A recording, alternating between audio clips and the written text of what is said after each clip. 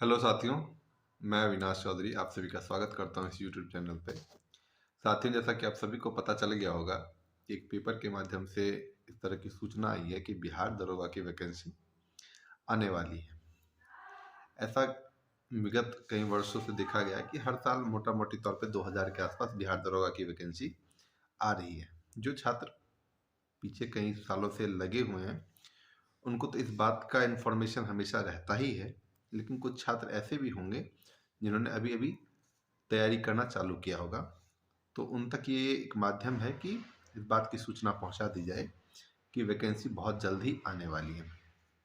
साथियों, वैकेंसी तो अपने टाइम से आ जाएगी और भर्ती भी हो ही जाना है,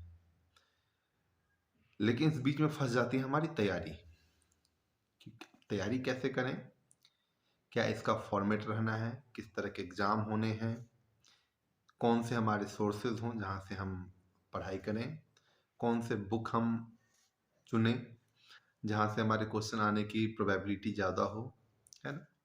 और एक स्मार्ट स्टडी करने का क्या तरीका होना चाहिए जिसमें जो हमारे पास टाइम लिमिट है उसमें हम मैक्सिमम आउटपुट प्राप्त करें अपने पेपर में। साथियों, मैं कई सालों से पठन पाठन की इस दुनिया में रहा हूँ। मैंने इस एग्ज़ाम को दिया है और मैं भली भांति जानता हूँ कि इसमें किस तरह से पढ़ाई करनी चाहिए, कौन से तरीके होने चाहिए पढ़ने के। तो उसी के रिगार्डिंग मैं बात करने आया हूँ। इस वीडियो के माध्यम से मैं तमाम उन बच्चों के साथ जुड़ने की कोशिश करूँगा जिनको उस तरह की समस्याएं आ रही हैं कि वो कुछ मार्क्स से रह जा रहे हैं,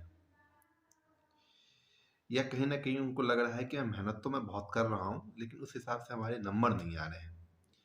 तो एक मेरी तरफ से प्रयास होगी कि मैं उन बच्चों को थोड़ा बहुत गाइड कर पाऊँ, थोड़ा बहुत हेल्प कर पाऊँ, ताकि आने वाली वैकेंसी में वो अपने कंधे पे मेरी तरह ही स्टार लगा के घूमें, है ना। वो भी जॉब करें और अपने स्टेट को या दूसरे स्टेट के जो भी बच्चे हैं वो उस स्टेट में जाके सर्विस दें। साथियों, एग्ज़ाम के बारे में मोटा मोटी तौर पे आपको पता होगा कि इसमें दो पेपर होते हैं, एक प्रीलिम्स होता है और एक मेंस होता है। फिजिकल का क्राइटेरिया सबको पता ही होगा। फिजिकल क्राइटेरिया क्या है वो सबको पता ही होगा कि आपकी एज कितनी होनी चाहिए, आपकी हाइट कितनी होनी चाहिए, आपकी वेट कितनी होनी चाहिए, आपका चेस्ट कितना होना चाहिए। एक बार पहले आप तैयारी करने से पहले इस चीज़ का मेजरमेंट ले लेंगे ताकि आपको पता हो। बहुत सारे ऐसे बच्चे होते हैं कि पेपर में अच्छे नंबर तो ले आते हैं लेकिन उनको बाद में पता चलता है अरे हाइट तो इसमें इतना मांगा गया था। तो एक बार उसका क्राइटेरिया आप जरूर देख लेंगे। दूसरी बात, दो पेपर होते हैं, एक प्रीलिम्स होता है, एक मेंस होता है। मेंस के मार्क्स के बेसिस पे ही आपका मेरिट बनता है, लेकिन प्रीलिम्स उतना ही इम्पोर्टेंट है जितना हम बाकी चीज़ें, क्योंकि आप प्रीलिम्स क्वालिफाई करोगे तभी तो आप आगे पहुंच पाओगे, है ना। अच्छी बात हम लोगों के लिए ये होती है कि प्रीलिम्स और मेंस का सिलेबस मोटा मोटी तौर पे सेम है। बस मेंस में एक एक्स्ट्रा एग्जाम ऐड हो जाता है जो बस क्वालिफाइंग नेचर का होता है, वो हिंदी का होता है। उसके लिए ज़्यादा लोड लेने की जरूरत नहीं है। आप एग्जाम के टाइम में भी हल्का फुल्का मेहनत कर लेंगे तो वो आराम से क्वालिफाई कर जाएंगे।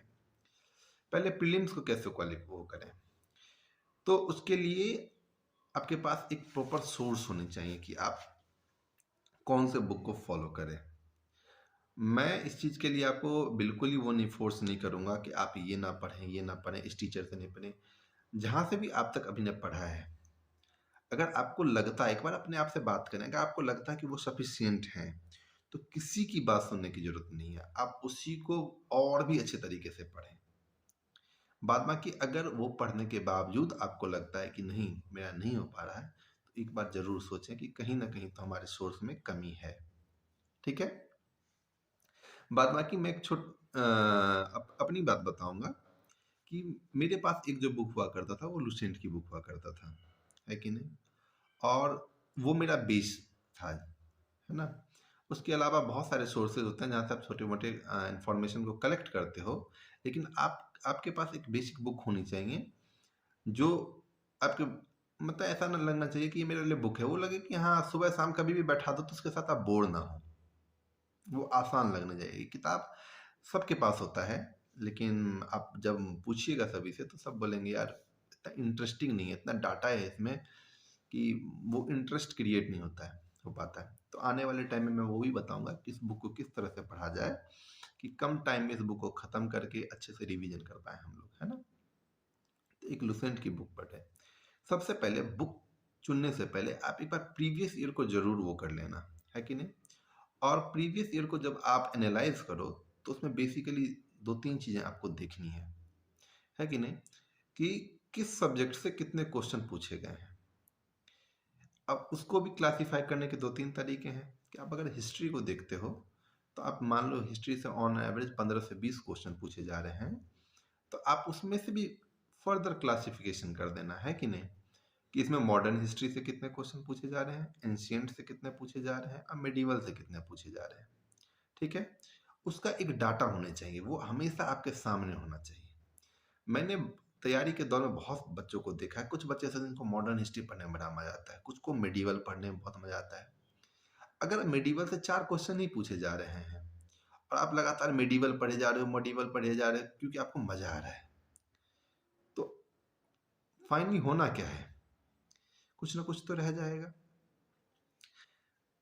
तो ये सब चीजें आपको करनी पड़ेंगी कि आप पहले क्या कर लो कि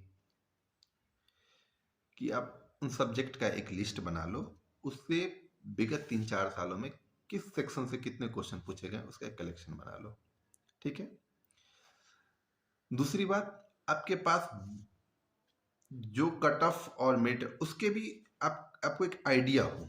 ठीक है, मान लेते हैं कि एक 120 नंबर 120 क्वेश्चन करने पे आपका प्रीलिम्स क्वालिफाई होने के चांसेस है मान लो, तो आप उस चीज को नोटिस करो कि मेरे कौन कौन से सेक्शन ऐसे हैं जहां पे ये क्वेश्चन कवर हो जाते हैं। जैसे एक एग्जांपल देता हूं कि मैं देखा गया कि हिस्ट्री से 20 क्वेश्चन के आसपास होते हैं। ठीक है, करंट अफेयर से लगभग 15 से 20 क्वेश्चन के आसपास होते हैं और साइंस से भी 20 क्वेश्चन के आसपास होते हैं, है ना। तो 60 क्वेश्चन अगर मेरा यहीं पे हो जा रहा है ना, इसको 2 से मल्टीप्लाई कर दिया जाए तो 120 क्वेश्चन। तो ये 3 सेक्शन ऐसे हैं जो मुझे पता है जहां से चंक में क्वेश्चन आने हैं, तो इन पे ज़्यादा फोकस कर दिया जाए। पॉलिटी जनरली देखा गया है कि पॉलिटी बहुत इंटरेस्टिंग सब्जेक्ट होता है, हर किसी को मजा आता है, किसी भी साइड के बच्चे हो, आर्ट साइड के हो, कॉमर्स साइड के हो या साइंस साइड के बच्चे हो। तो वो ऐसा है कि आप उसको एक दो बार पढ़ें, उसको उसके शॉर्ट नोट्स बना लें ताकि उसको रिवीजन करने में ज़्यादा टाइम लगना नहीं है ना। तो वहाँ से 8-10 क्वेश्चन आ जाएंगे। उस सेक्शन पे बहुत स्मार्टली मेहनत करनी है जो टाइम कंज्यूमिंग है और क्वेश्चन आने के चांसेस बहुत कम रहते हैं, है कि? तो ये तमाम चीज़ें करें। साथ ही साथ आने वाले टाइम में मैंने किस तरह से तैयारी किया है, मैंने किस तरह से अप्रोच किया था, है ना, वो तमाम चीज़ें मैं आपसे शेयर करूँगा। ये छोटा सा वीडियो लाने का मोटिव यही था कि जो भी बच्चे तैयारी कर रहे हैं या आने वाले टाइम में बिहार एसआई की तैयारी करना चाहते हैं, जो चाहते हैं कि मेरी तरह वर्दी पहन के घूमें, मेरी तरह वर्दी पहन के अपने स्टेट को सर्व करें, तो एक बार उन तक ये वीडियो पहुंचा दीजिएगा। मैं आप लोग को आश्वस्त करता हूं कि आने वाले कुछ टाइम में रोज कुछ ना कुछ मैं डालूंगा जो आपको लगेगा कि नहीं, ये मेरी तैयारी में कहीं ना कहीं चूक हो जा रही थी, है कि नहीं। तो कोशिश कीजिएगा कि ये वीडियो सभी बच्चों तक पहुंचाया जाए, है कि नहीं।